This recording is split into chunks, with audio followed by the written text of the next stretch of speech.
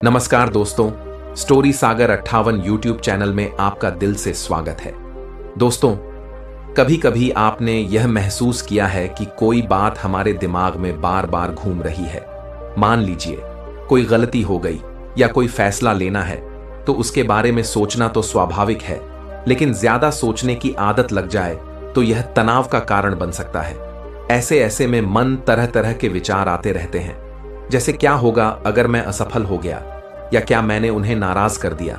यह विचार हमें चिंतित, परेशान और बेचैन बना देते हैं। ज्यादा सोचने से हम असल में कुछ कर ही नहीं पाते और जिंदगी के मौके भी हाथ से निकल सकते हैं। अगर आप भी ऐसे विचारों से परेशान हैं तो इस वीडियो को पूरा जरूर देखें। हम आपको सही मार्गदर्शन देंगे ताकि आप अपनी जिंदगी को बेहतरी की ओर ले जा सके। तो चलिए आज की कहानी शुरू करते हैं। दोस्तों, एक समय की बात है।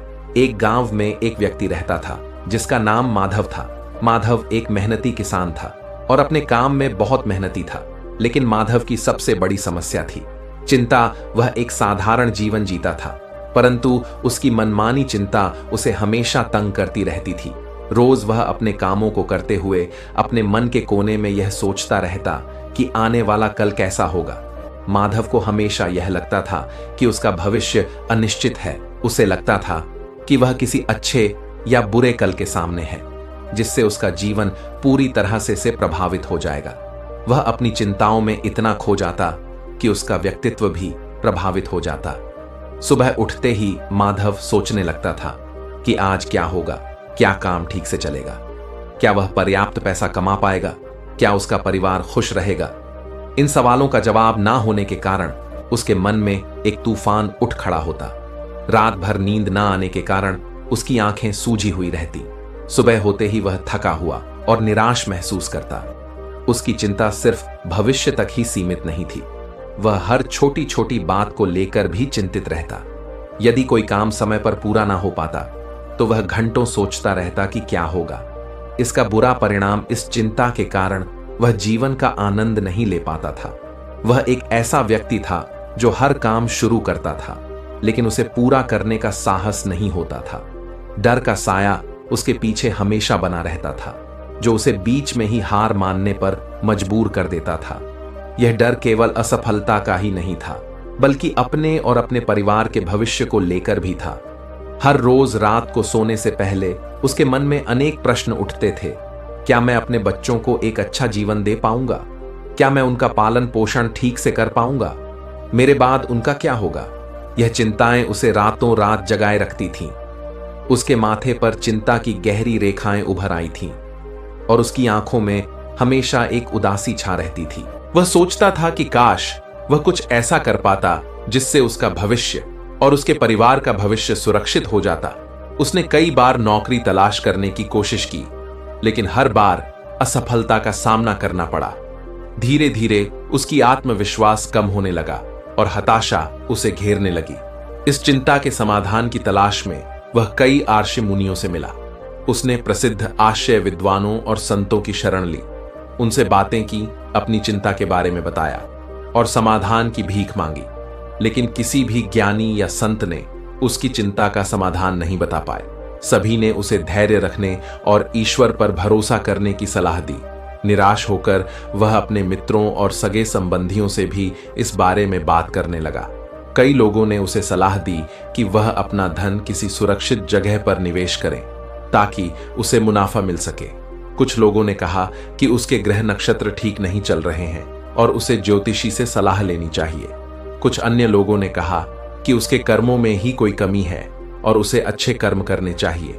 लेकिन सारे नुस्खे, हिदायतें और सलाह को बखूबी निभाने के बाद भी उसके मन में अजीब सी बेचैनी थी। एक दिन उसे इतनी परेशानी में देख उसके एक मित्र ने उसे एक बौद्ध भिक्षु के बारे में बताया। उस मित्र ने कहा कि जो कोई भी उन बौद्ध भिक्षु से मिलने जाता है वे उसकी समस्या का समाधान अवश्य ही करते हैं, चाहे समस्या कितनी ही बड़ी क्यों ना हो। उनके समझाने का तरीका थोड़ा अलग होता है, वे अपनी बातों को कुछ अनोखे ढंग से समझाते हैं। माधव यह सुनकर बहुत खुश हुआ। उसे लगा कि हां, अब वही साधु बाबा उसकी समस्या का समाधान बता सकते हैं। उत्सुकता से वह व्यक्ति तुरंत बौद्ध भिक्षु के आश्रम की ओर चल पड़ा। आश्रम जंगल में था, एक शांत और सुंदर स्थान पर स्थित था। चारों ओर ऊंचे पेड़ों से घिरा हुआ था। जैसे ही वह आश्रम के द्वार पर पहुंचा, उसने एक शांत और पवित्र वातावरण महसूस किया। उसने धीरे से दरवाजा खटखटाया और अंदर प्रवेश किया। वह बौद्ध भिक्षु एक पेड़ के नीचे बैठकर ध्यान कर रहे थे। जैसे ही माधव प्रवेश करता है, वह बुद्ध भिक्षु आंखें खोलकर माधव की ओर देखते हैं। तभी माधव जाकर वह उन बौद्ध भिक्षु को प्रणाम करता है और कहता है, हे महाराज, मैंने आपके बारे में बहुत सुना है। लोग आपकी प्रशंसा करते थकते नहीं। मैंने यह भी सुना है कि जो भी आपके पास अपनी समस्या लेकर आता है, आप उसका समाधान उसे अवश्य देते हैं। हे महाराज, मेरी हाथ जोड़कर आपसे एक विनती है। मेरी भी एक समस्या है। मुझे अपने आने वाले कल की चिंता है। मैं चाहता हूं कि मेरे बच्चे और परिवार सुरक्षित रहे और उनका भविष्य सुरक्षित हो। तो अवश्य ही उसकी पत्नी उसे बौद्ध भिक्षु के साथ रहने की इजाजत देगी। और वैसे भी मेरी जिंदगी से बस साथ ही तो है, लेकिन अगर मैं इस समस्या का समाधान नहीं ढूंढ पाया तो यह चिंता मुझे जीवन भर परेशान करेगी। उसने सोचा कि वह इस समस्या का समाधान ढूंढने के लिए 7 दिन समर्पित कर सकता है। काफी सोच विचार के बाद वह बुद्ध भिक्षु से कहा, ठीक है गुरुजी, मैं आपको 7 दिन देने के लिए तैयार हूं, लेकिन इसके पहले मुझे अपनी पत्नी को यह सब बताना होगा ताकि वह परेशान ना हो। इस पर बुद्ध भिक्षु कहते हैं, जरूर बेटा, तुम मुझे कल इसी जगह पाओगे। माधव ने उनको प्रणाम किया और घर लौटकर माधव ने अपनी पत्नी को सारी बात बताई। पत्नी को यह सुनकर दुख हुआ, लेकिन वह अपने पति के प्यार और उसे हो रही तकलीफ को समझ गई। उसने अपने पति को हौसला दिया और कहा, चिंता मत करो, मैं आपके साथ हूं।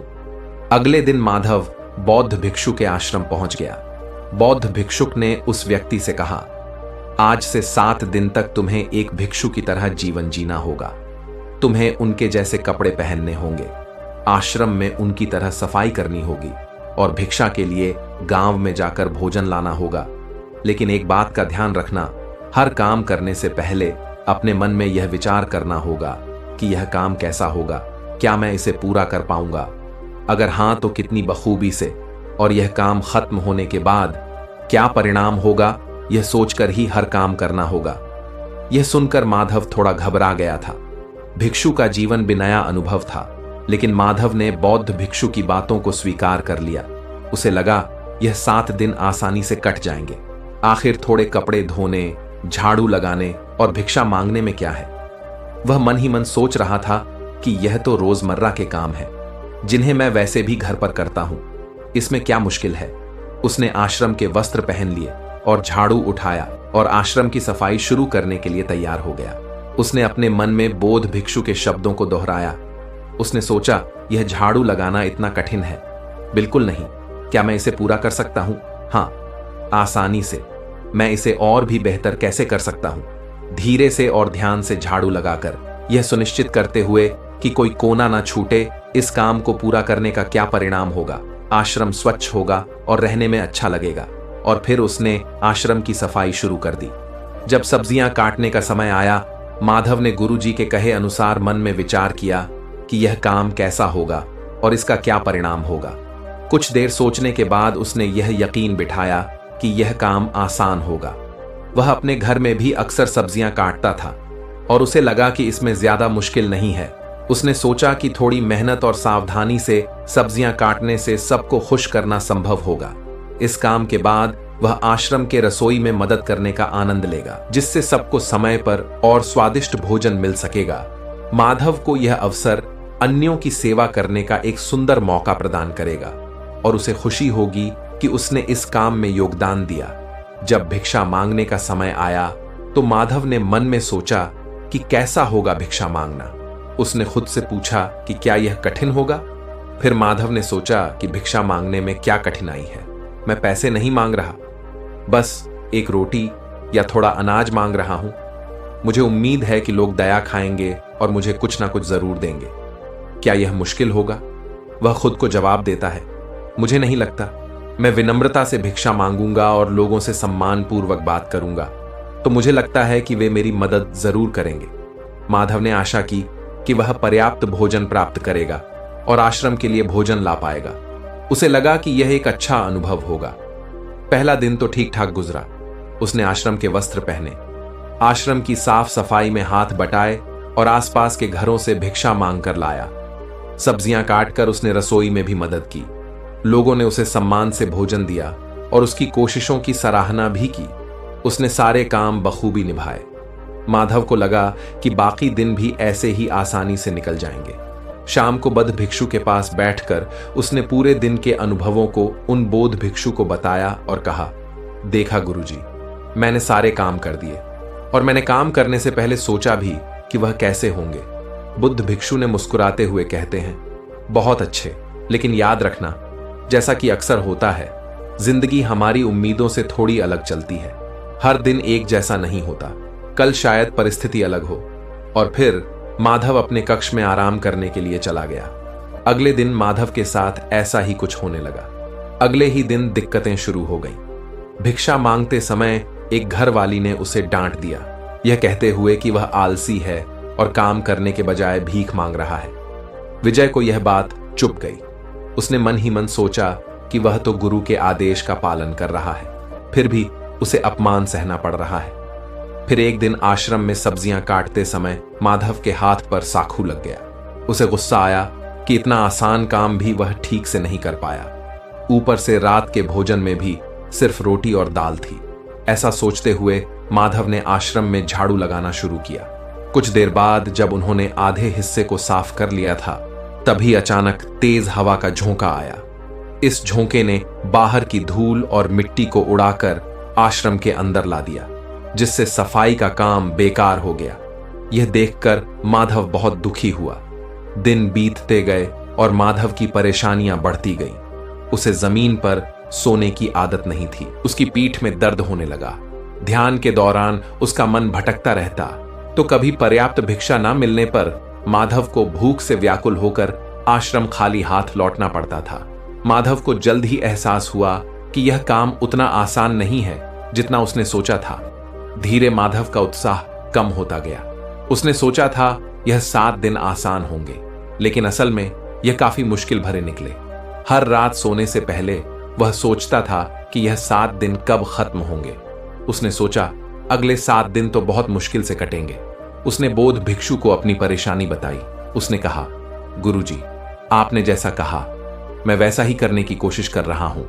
मैं हर काम से पहले सोचता हूं कि वह काम कैसा होगा, उसका परिणाम कैसा होगा, पर हर काम में मुझे रुकावट आ रही है और दिन बदन यह सब बढ़ते जा रहा है और मेरे कोई भी परिणाम वैसा नहीं होता जैसा मैंने उस काम को शुरू करने से पहले सोचा था।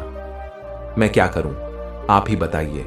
मेरे 7 दिनों में से 4 दिन तो यूं ही कठिनाइयों में गुजर गए हैं। बौद्ध भिक्षु ने शांत स्वर में कहा, बेटा चिंता मत करो, मैंने यह सब तुम्हें इसलिए करने के लिए कहा था ताकि तुम समझ पाओ कि ऐसा ही तुम अपने जीवन में भी करते आए हो।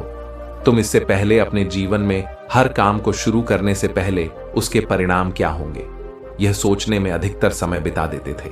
भविष्य में यह कैसा होगा या यह कैसा होना चाहिए। भविष्य में तुम्हारे पास कितना पैसा होगा, या फिर पैसा नहीं हुआ तो क्या होगा, कि अगले साल बारिश नहीं आई तो फसल कैसे उगेगी, या तुम मर गए तो क्या होगा। और इसी कारण तुम वर्तमान में कोई काम नहीं कर पाते थे। लेकिन असली बात तो यह है कि वर्तमान ही तुम्हारा भविष्य बनाता और बिगाड़ता भी है, और तुम तो उन भविष्य के भूतों के बारे में सोचकर डर रहे हो जो असल में तुम्हारे हाथ है ही नहीं। मुझे बताओ, क्या तुम्हारी मृत्यु तुम्हारे हाथ में है? माधव उन बोध भिक्षु से कहता है, नहीं गुरुजी। बोध भिक्षु माधव से फिर पूछते हैं, क्या बारिश के ज्यादा या कम गिरना तुम्हारे हाथ में है? माधव भिक्षु से फिर से कहता है, नहीं गुरुजी। गुरुजी आगे कहते हैं, तो क्या यह सही नहीं होगा कि तुम उन काल्पनिक भविष्य के डर से भरे हुए भूतों के बारे में सोचना छोड़कर तुम अपने उस सुनहरे भविष्य के बारे में अभी इसी वक्त क्या कर सकते हो?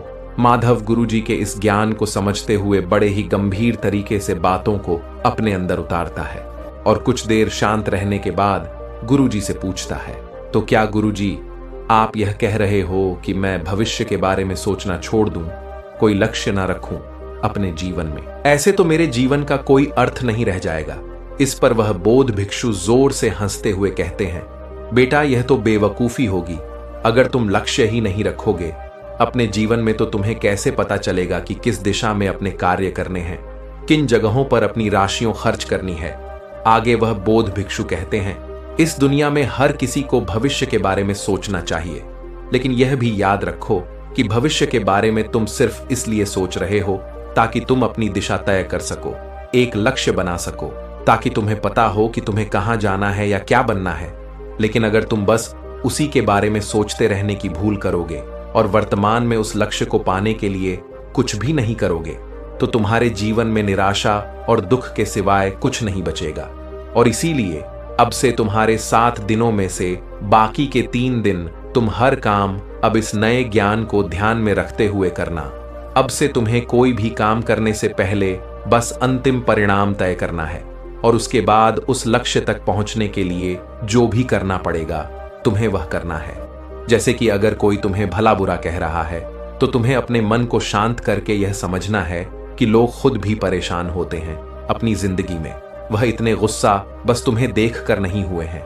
उन्हें माफ करो ताकि वह तुम्हारे मन को तंग ना कर सके और तुम किसी और इंसान के पास जाओ भिक्षा लाने, या कभी प्राकृतिक तौर पर तुम्हारे लिए कुछ बुरा होता है, जैसे कि हवा के तेज झोंके से मिट्टी आना और तुम्हारे सारे झाड़ू मारने की मेहनत पर फैल जाना, तो इस वक्त तुम हार ना मानकर अपने नए लक्ष्य को पूरा करने के लिए जो भी बन सकता है तुम्हें करना है।